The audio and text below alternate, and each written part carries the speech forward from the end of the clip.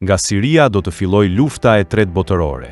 Kjo është një nga frazat e thëna shumë dekada më parë nga shenjtori, profecitë të cilit vërtetohen njëra pas tjetrës.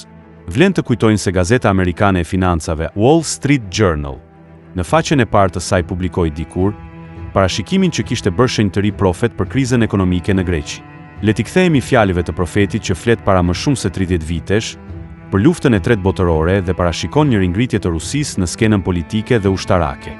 Profeti thot se lufta e tretë botërore do të fillojë nga Siria dhe para se të ndodhë kjo, mijëra sirian do të braktisin vendin e tyre dhe do të shkojnë në Europë. Diçka që tashmë ka ndodhur dhe vazhdon të ndodhë.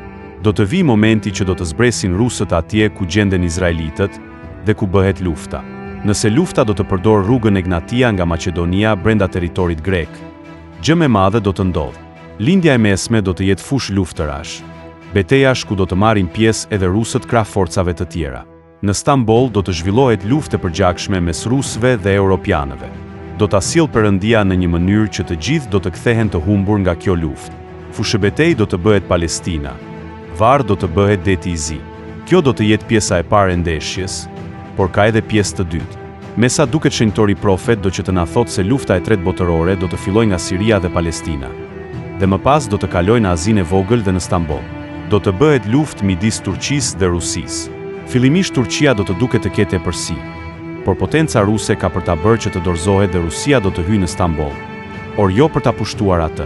Profeti shton në fjalët e tij se nga kjo luftë, 1/3 e turqve do të largohen në thellësitë e Anadollit, 1/3 do të kristianizohen, ndërsa 1/3 do të humbasin jetën në luftë.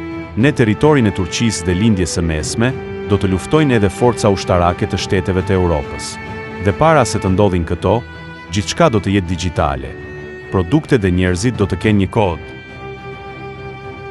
Mast Channel. Please subscribe.